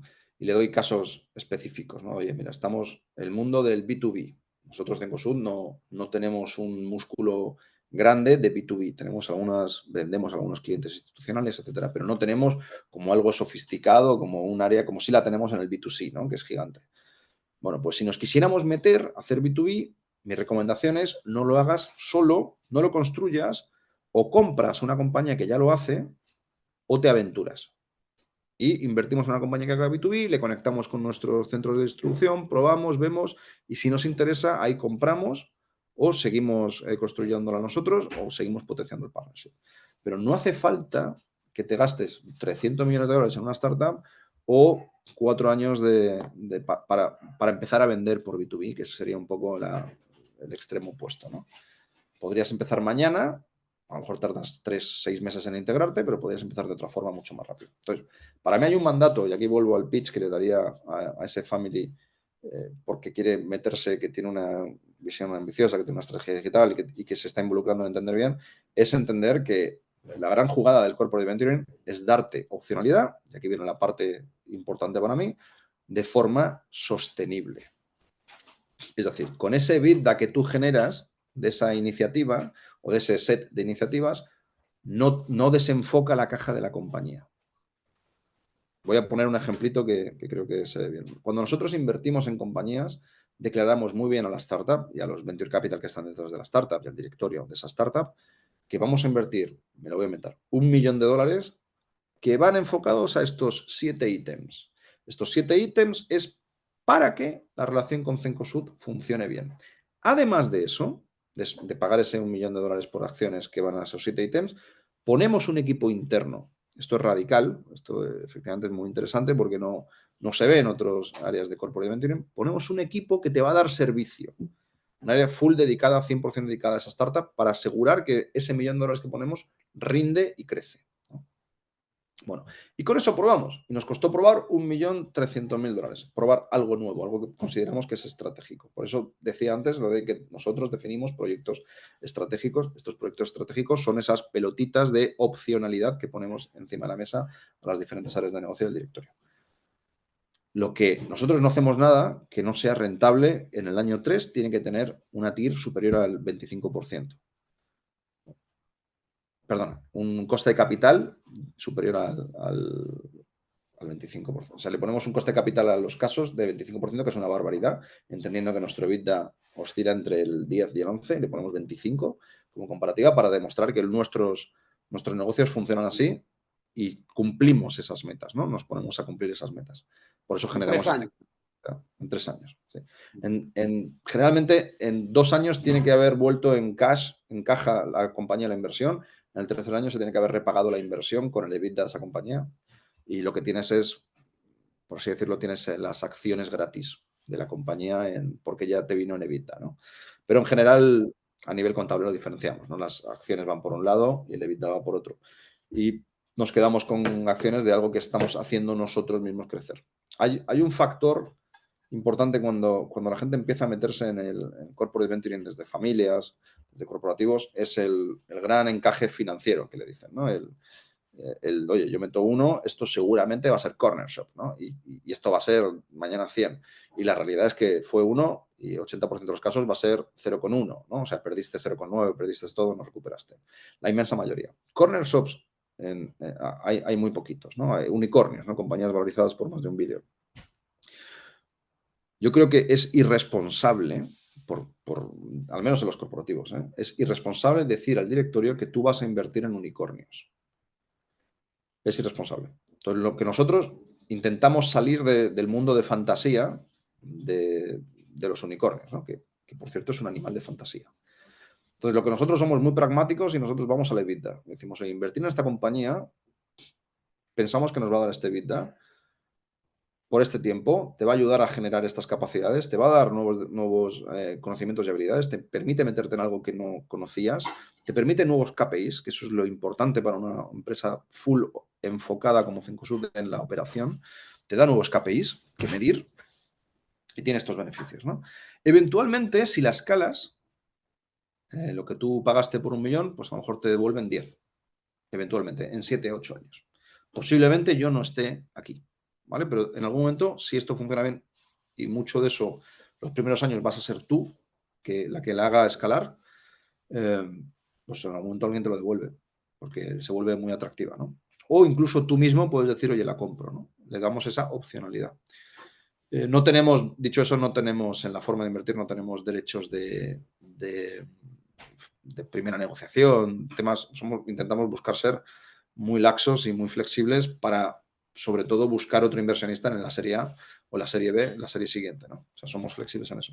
Pero sí que tenemos nuestro discurso no es de vamos a invertir en el próximo unicornio y nos van a llegar 200 millones de dólares. No. Nuestro discurso es yo voy a generar un portafolio de iniciativas que nadie se atreve a hacer y la sumatoria de EBITDA va a ser al menos 3 veces nuestra unidad, al menos, con lo cual este proyecto está asegurado. Es no-brainer el hacer esto. Y el cualitativo es todo tipo de beneficios de conocimiento, de actitudes, de polinización, nueva innovación, defensabilidad del core business, mercados adyacentes, modelos de negocio suplementarios, etcétera. Eso es todo lo que le gusta al directorio desde un punto de vista estratégico y al CEO. Interesantísimo. Tú sabes que tocaste varios temas que tienen que ver con mi otro mundo, que no tiene nada que ver con el emprendimiento y el venturing, que es la parte legal, ¿no? Porque como tú sabes, yo ejercí la profesión durante muchos años en Venezuela, antes de decidir emigrar y venirme para acá, para los Estados Unidos, y ser consultor de single family offices, fondos de venture capital y emprendimiento.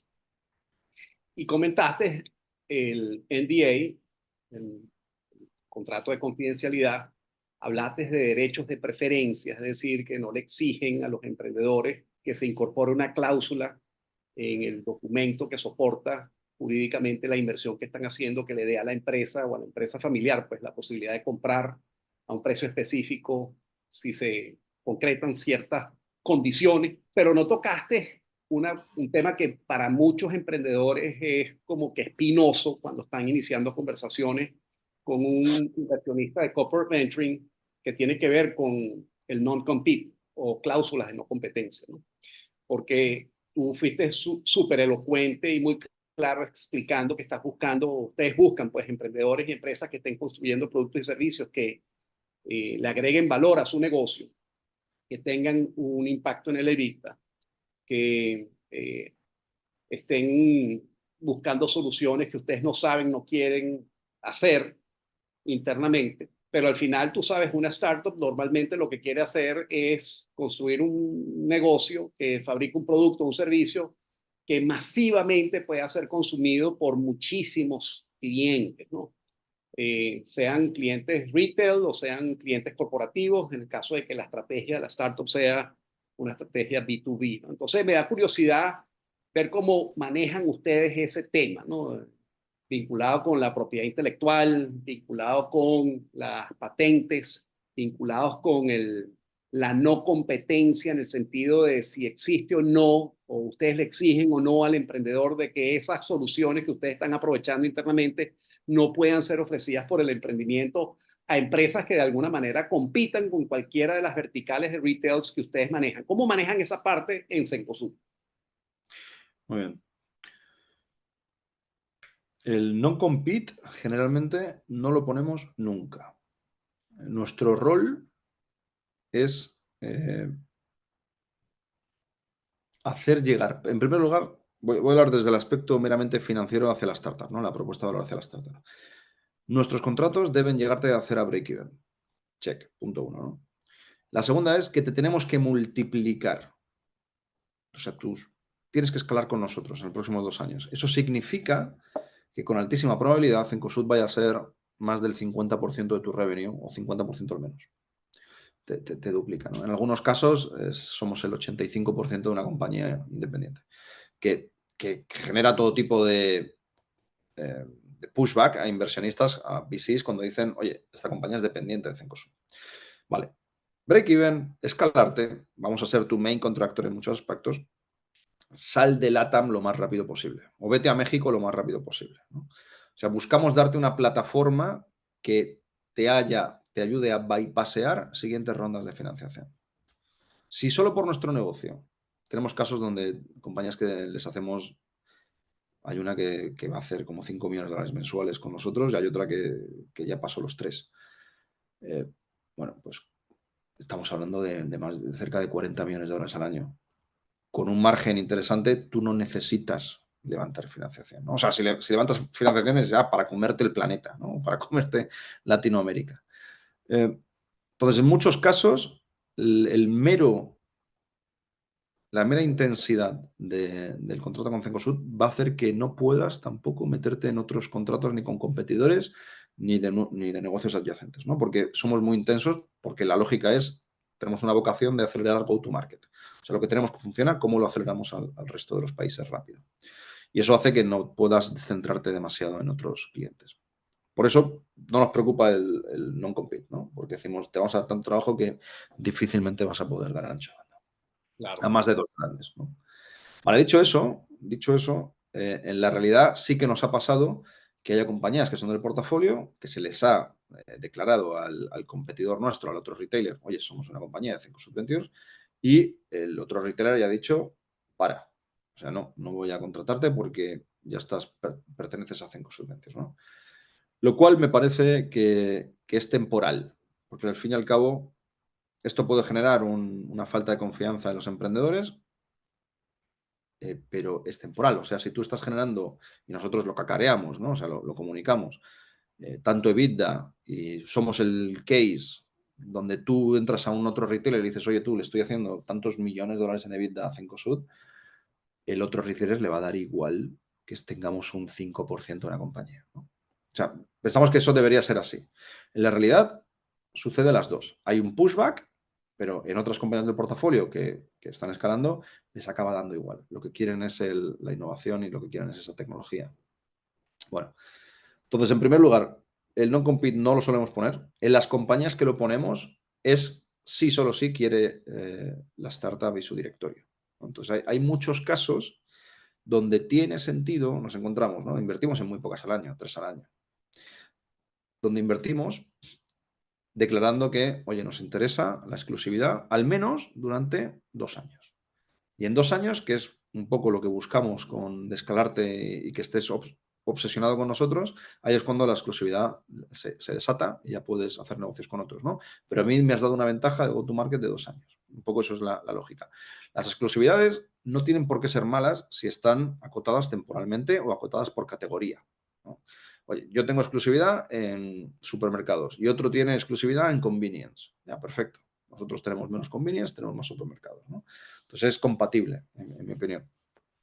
Pero sí, es un tema que sale. El pushback viene de que estar invertido en esa compañía. Hasta el día de hoy hemos tenido algunas situaciones de pues, más indeseables, pero en realidad las compañías están escalando. O sea, no es un stopper para crecer porque estamos nosotros, ¿no? Y pensamos que cuando invertimos en startups que son venture backable, o sea, que pueden seguir siendo financiadas por Ambito Ventures, el mundo es el límite, ¿no? O sea, en México no tenemos competidores, tenemos muy buena relación con los retailers de México, nos pasamos mucho deal flow con ellos y para mí la lógica es vete directamente a México, ¿no? Si vienes de Sudamérica.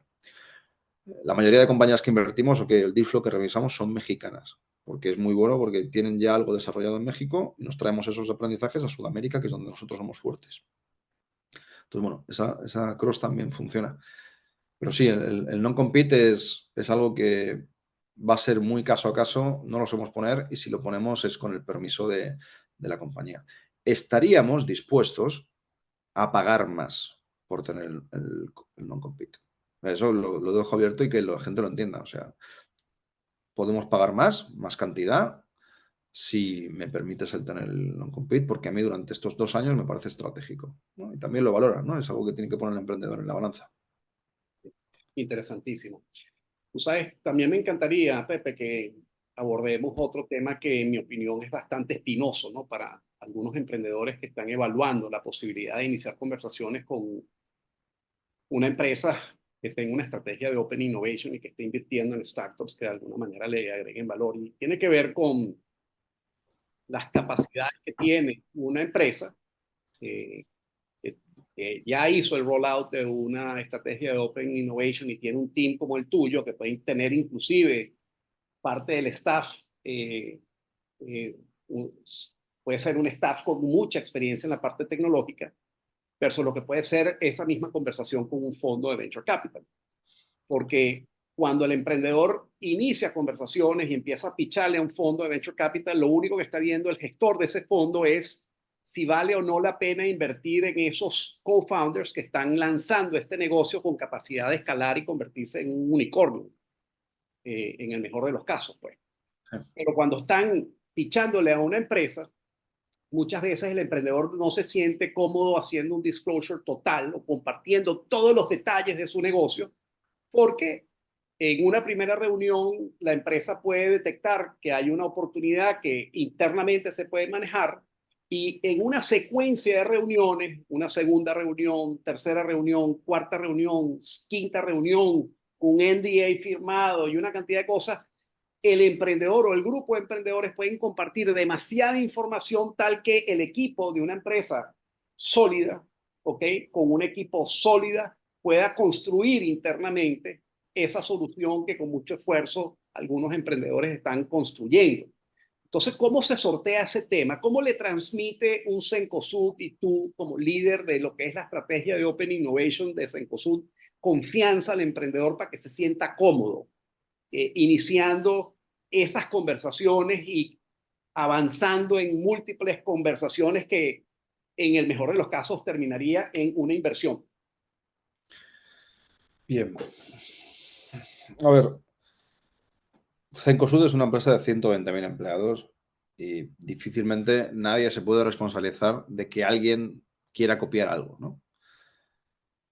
Dicho eso, hay mecanismos para poder evitar o disminuir los riesgos de que eso suceda.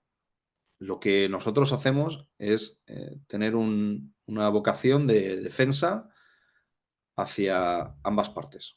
O sea, puede suceder lo mismo, ¿no? Hay emprendedores que nos han dicho, oye, quiero sentarme con estos porque quiero entender bien el roadmap. Hemos dicho, para, porque quizás es información crítica que no debes compartir, ¿no? Y viceversa, al revés igual.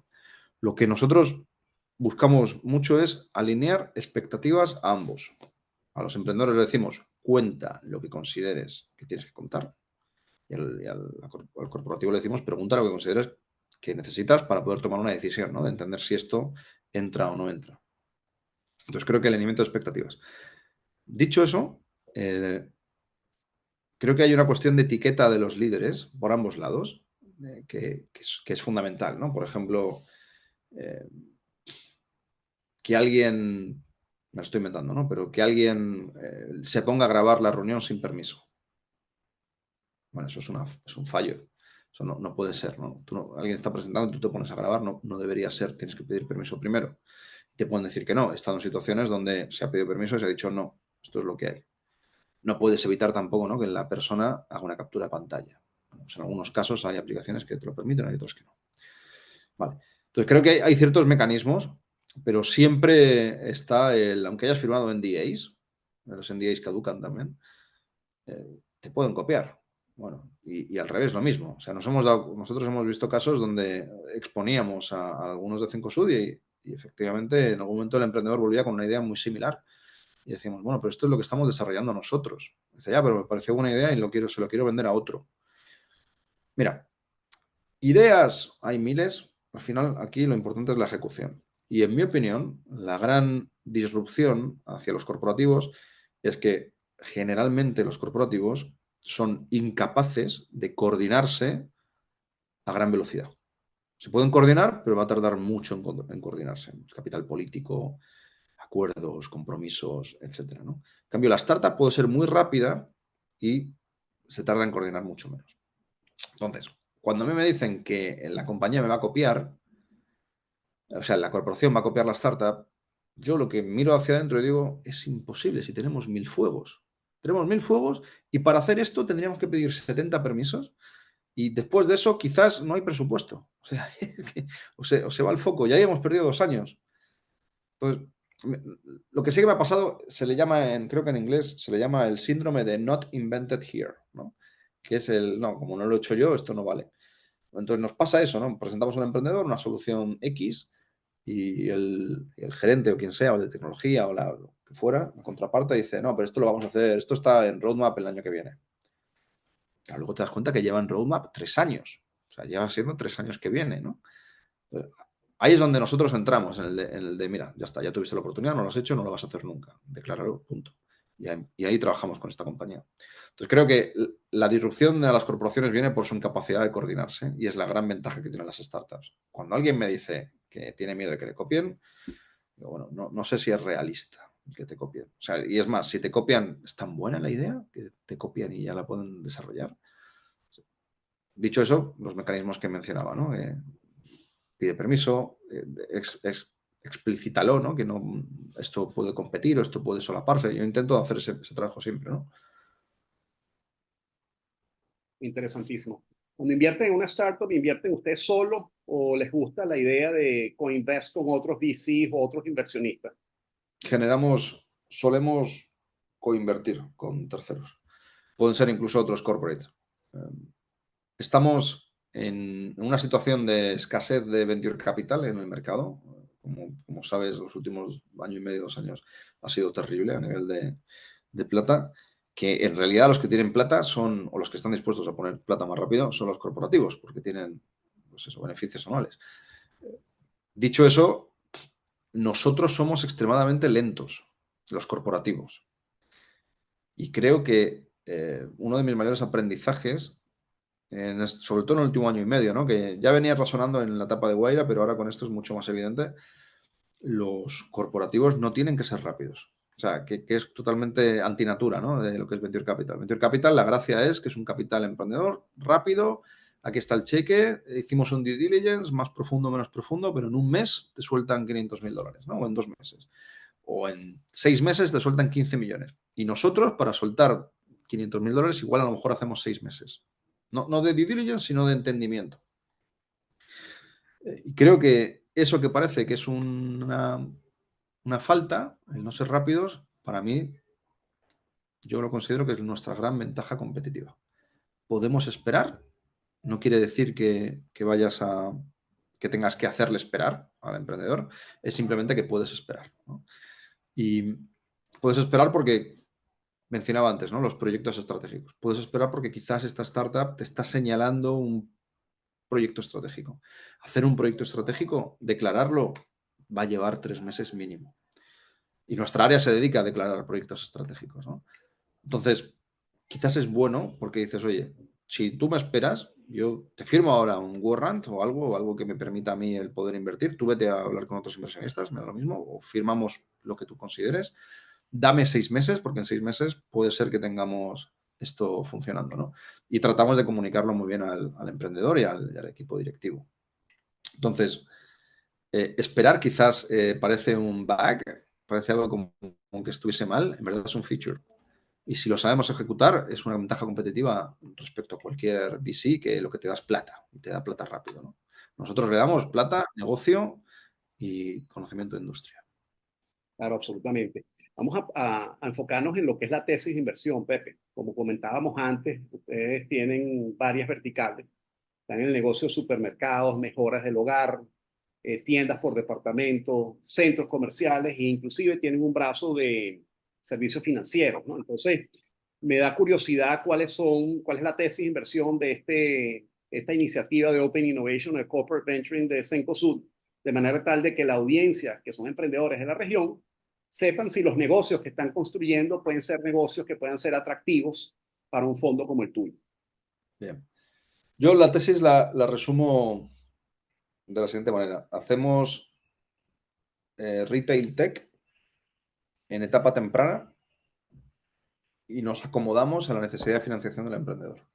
Entonces, eso quiere decir que si estás en etapa temprana, los tickets no van a ser de 50 millones de dólares, ¿no? O sea, quizás necesitas menos para validar y llegar al siguiente estadio. Entonces, nuestros tickets van a ser entre 300.000 dólares y 5 millones de dólares. Hemos puesto tickets más grandes, pero en realidad el sweet spot son 2 millones o 3 millones. Generalmente buscamos participaciones que nos permitan tener algún tipo de observador o director o information rights, algo de este estilo, ¿no? Eso implica que difícilmente vas a ser menos del 5% en la primera inversión, ¿no? En el portafolio lo que tenemos son compañías que oscilan te diría, entre el 5,5 y el 9. Hay algunas del 12 y hay una que nos aproximamos a 20 y poco, porque pensamos que es más estratégica y puede ser una futura área de la compañía.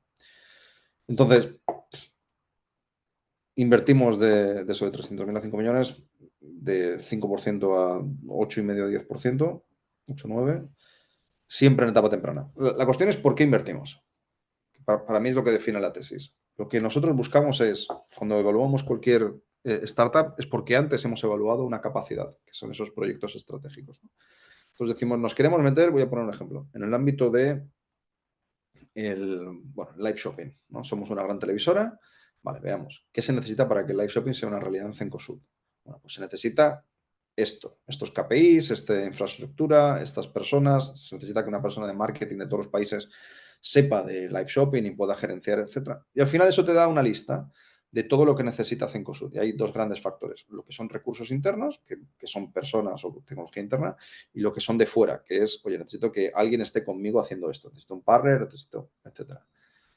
Y eso es lo que nos llevamos a un comité de inversión. Entonces, cuando decidimos qué plata vamos a meter, generalmente ese 5%, del 5 al 10%, va a venir referenciado por la valorización de la compañía en base al presupuesto dedicado a la integración con esa startup. Entonces, en algunos casos nos va a dar 5, en otros casos nos va a dar 10. En mi experiencia, difícilmente nos va a dar menos de 5, porque al fin y al cabo le tienes que meter $1.000.000 para que se integre durante toda la compañía, ¿no? Somos esos 6 países, hacemos una Gantt o hacemos un rollout, un plan de rollout, y al final vas a necesitar 800.000, $1.000.000 mínimo para poder integrarte, ¿no? Y estar seguro. Eso es un poco por dónde viene el racional de la plata. Al final desarrollamos un proyecto contigo. Si consideras que tienes un proyecto que con $100.000 te integras con Cencosud, y estás en una etapa muy posterior, bueno, lo más seguro es que no nos necesites, ¿no? O sea, buscamos compañías que nos necesitan, ¿no? O sea, que quieren abrir 6 países. Entonces, no tenemos por qué invertir en todo. Un poco vuelvo a tu comentario de qué es lo que tiene que hacer un family office cuando empieza con esto. No tienes por qué invertir de primeras, ¿no? Quizás lo que tienes es que darle un préstamo de $100.000 en base a la tecnología. No tienes por qué invertir, ¿no? Hay diferentes mecanismos que puedan ayudarte. O quizás tienes que buscar a un VC profesional y decirle, oye, dale $100.000 y para que trabaje conmigo, tú te llevas el equity y yo te doy la escala. Es un negocio magnífico para ambos, ¿no? Para la startup y el VC, porque no te diluyes. Pero, de nuevo, tiene que haber una razón estratégica negativa, o sea, alguien que te haya dicho que no, que esto no lo quiere hacer, para que nosotros nos dediquemos a poder invertir en la compañía. Tiene que haber una declaración de que no podemos hacer esto, por las razones que sean, ¿no? Interesante. ¿Por qué no compartes con nosotros, para ya terminando, Pepe, alguna historia de éxito de cualquiera de estas 8 empresas que tienes en el portafolio? Voy a contarte una historia y luego voy a poner un anexo que se entienda también cuál es la visión que tenemos como Cencosud Ventures para lo que estamos creando, ¿no? No puedo decir el nombre de la startup, puedo decir el espacio, pero no puedo decirlo porque lo tenemos que anunciar. Bueno, de hecho, tampoco voy a decir el espacio porque es demasiado obvio. Pero estamos trabajando con una compañía, perdóname, Nacho, por todas estas limitantes, pero lo vamos a anunciar muy en breve. Estamos trabajando con una compañía que mucha gente, yo te diría que la totalidad de las personas que le introducíamos la capacidad, el deal, o sea, tanto la startup como lo que hacía y cómo afectaba eso a Cencosud, todo el mundo estaba en contra de que dedicásemos ni un minuto a ese espacio, ¿no? Que es algo que nosotros no hacemos, que quizás incluso tiene un factor reputacional o que no nos interesa, que por qué vamos a hacer eso, ¿no? Es más, en algún momento alguna gerente me dijo que yo no había venido aquí a hacer eso, porque es demasiado...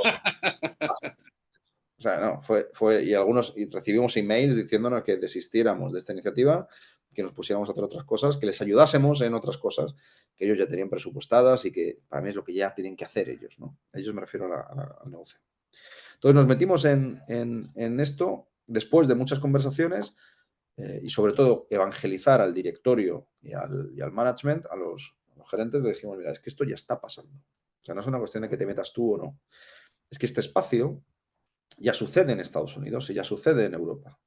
Y hay 3, 4 startups sin financiación que están creciendo a lo bestia. O sea, puede ser un bootstrap. O sea, puede que incluso no nos necesitan. Es más, puede que haya un disruptor y como haga ya un disruptor en este espacio y se alíe con el competidor, nos puede hacer daño. Entonces, Claro. había una lógica también de defensibilidad, ¿no? Y en ese momento no sabíamos el impacto que iba a tener. Lo veíamos desde un aspecto más de defensa. Bueno, pues ya teníamos al management del directorio diciendo, venga, vale, ok, démosle, calcula cuánto es que hagan la operación en todos nuestros países, etcétera, rollout, plan, ordenadito, todo esto, ¿no? Que te he mencionado antes. Bueno, pues cuando ya estamos, traemos a los emprendedores, que por supuesto eran de México, y ahí el middle management, que esa es otra pelea, ¿no? Toda la política, todo el convencer a los que van a hacer la operación, todos diciendo, no, pero esto no tiene sentido, esto, lo mismo feedback que me daban los de arriba, ¿no? ¿Por qué tenemos que hacer esto? Etcétera, ¿no? Y ahí ya el CEO de la unidad, el gerente general de esa unidad, ya da un golpe en la mesa y dice, compadre, esto se va a hacer. O sea, ya no es una cuestión de que tú quieras hacerlo, ¿no? Porque hubo un momento delante de los emprendedores que la gente se fue levantando, cerrando los libros, diciendo, bueno, esto no se va a hacer. 15 gerentes, ¿no? Diciendo, bueno, esto ya Wow. está, nos vamos a casa, esto no tiene sentido. Y ahí el gerente, que le aprecio un montón, da un golpe en la mesa y dice, no, esto va. Esto ya ha sido vetado por el directorio, esto ya ha sido, o sea, visado por el directorio, esto va. Y, y esta compañía, empezamos el pilotito, bueno, extremadamente exitoso. O sea, superó 22x nuestras proyecciones. Wow. 22x es que hiciste la proyección mal. La hiciste muy mal. Bueno, Alguien se pues era equivocó. alguien se 22x la proyección nos está haciendo en los primeros 7 meses crecía 100% mensual, se duplicaba con nosotros mensualmente. La compañía ha crecido varias veces de tamaño, o sea, la llevamos a break-even, la llevamos a una situación de totalmente de expansión regional, estamos abriendo ahora los diferentes países y la estamos posicionando para que el año 2025 pueda hacer una ronda gigante y poder conquistar LATAM, ¿no? Entonces creo que de momento está siendo una muy bonita historia, donde nosotros hemos sido un jugador clave, pero ahí rescato el contrarian thinking de los venture capital, ¿no? Es decir, tienes que apostar por lo que todo el mundo está subestimando. Lo que Peter Thiel dice de convénceme de algo que todo el mundo dice que es mentira, pero tú sabes que es verdad, ¿no? De los secretos de Peter Thiel, el fundador de PayPal. Bueno, pues nosotros cogemos ese mindset y decimos, oye, cuando alguien diga que esto no lo quiere, ahí tenemos que hacer doble clic. Porque el coste de oportunidad de no hacerlo y que lo haga un competidor puede ser brutal, puede ser terrorífico para nosotros, ¿no? Entonces nos centramos en eso. Entonces, ¿qué es lo interesante de este espacio? Porque te sale la siguiente historia, ¿no? A raíz del éxito de unos, lo que te dice algunos del negocio, yéndome a lo del non-compete, te dice, oye, ¿por qué no lo hacemos nosotros? Si ya sabemos que funciona, ¿no? ¿Por qué no lo hacemos nosotros? Que en realidad en este caso justo no tienes por qué hacerlo, ¿no? Pero, pues ahí lo que buscamos para poder es incluir al negocio en ese mayor valorización de la acción, decirles, transparentarles, chicos, si vosotros seguís usando esto, nuestro porcentaje de Cencosud Ventures quizás sigue siendo, me lo voy a inventar, que no es el caso, un 10%, pero ahora ya no vale 1 millón, ahora vale 10 millones de dólares ese 10%, ¿no? Entonces ahí cuando entienden y dimensionan el impacto que está teniendo dentro de todo Cencosud, el que tú sigas trabajando con esa startup, el que no los copies, no hagas cualquier cosa que pueda menospreciar el esfuerzo, les incluyes, es una lógica de inclusión, ahí empiezan a entender el big picture, ¿no? El que si tienen muchas de estas, lo que están haciendo es mejorar el precio de acción. Mencionaba antes el precio de acción de la compañía, mencionaba antes que el CEO busca EBITDA o precio de acción, ¿no? Si tú mejoras el EBITDA, mejora el precio de acción. Pero hay otro precio de acción alternativo que es el under management de 5 Ventures, ¿no? Entonces, si tú aumentas el under management de 5 Ventures, también le estás pegando el precio de la acción. Incluirles a estos gerentes y middle managers en esa lógica les permite tener una visión mucho más estratégica de lo que estamos haciendo. Esto no es ayudar a una startup porque son el hermano pequeño, no. Esto es, hay una lógica financiera, hay una lógica de creación de compañía, hay una lógica de poder adelantarnos al mercado, de ser los primeros y los pioneros en este espacio en Latinoamérica. Y eso se consigue cuando alineas los planetas, ¿no? Yo hablo de la Trinidad, se le dice así en teoría de guerra, a la Trinidad es cómo converges al management, al directorio, que son diplomáticos, etcétera, política, con el ejército, con el pueblo. Esos tres ámbitos tienen que estar muy bien alineados para que todo esto funcione. Bueno, pues yo cojo ese framework y lo llevo a Cencosud y digo, bueno, aquí tiene que haber un management alineado, un negocio alineado y nosotros ejecutando, ¿no? Entonces, si todo eso funciona, las cosas van, si están alineadas, todo eso avanza. Si no, empiezan las disfunciones y empiezan los proyectos erráticos, y empieza la gente a quemarse y ahí empieza el feedback negativo de una compañía del portafolio, que es lo que yo considero que es lo peor que nos puede pasar, ¿no? Que alguien que ha confiado su tiempo y sus acciones con nosotros hable mal de nosotros, ¿no? Claro. Bueno, ya para terminar, Pepe, me encantaría que me respondas estas dos preguntas, ¿no? ¿Cuál es la startup ideal que tú estás buscando para sumarla a tu portafolio? Que, tomando en cuenta estas verticales de negocio y lo que estratégicamente es importante para Cencosud. Y por último, ¿cómo ves tú el ecosistema? ¿No? Porque hay mucha gente muy pesimista con lo que está pasando en el ecosistema y gente muy optimista.